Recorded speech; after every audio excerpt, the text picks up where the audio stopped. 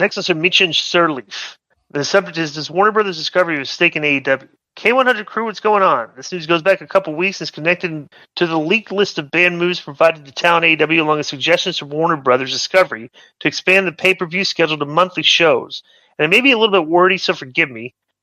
Eric Bischoff wondered why Warner Brothers Discovery would suggest this, and his first thought pivoted to Warner Brothers Discovery owning a piece of AEW, has more financial stake in the company, would like to derive more revenue. And that's a quote from Strictly Business Podcast.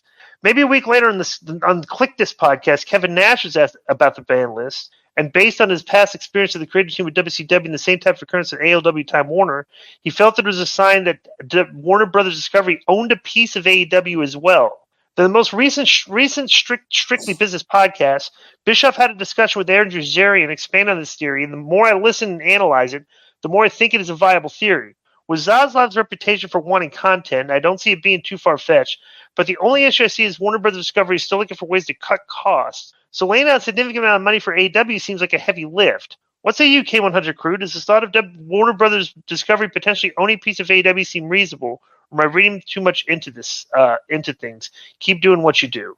I'm not going to provide he answers his own question here, so I'm not, that's Miss from New Jersey because this is at the bottom, so I'm not going to read that. I'll say this, that they very well could have a piece of, bro, you got to understand, bro, cable TV is terrible. So like this product is like first on cable, like when it's on.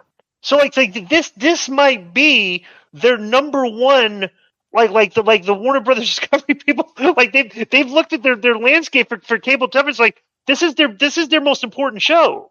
And this is probably why they've decided to add more content, because, bro, the rest of cable television sucks.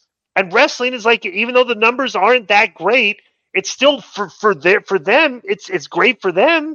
You know, I mean, what do you think about that? I everything that Kevin said, like, you know, that could be part of it, or maybe that as they're expanding their content and realizing that this might be their most watched show on their network, that, you know, we got to tighten up the screws here and can't have all this blood and gore and like all this other.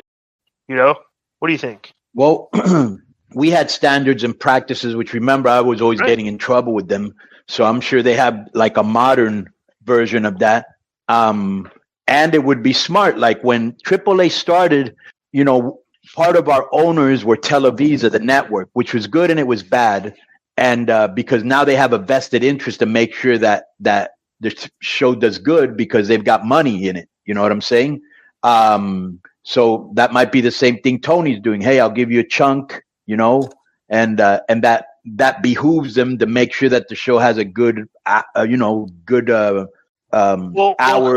Collision started and the production quality looks better. Like the presentation of the show looks like looks more modern than the other shows, right? You know? Right. Yeah. Right. So I wouldn't be surprised. It would be my answer, and it would be smart, I think. Yeah.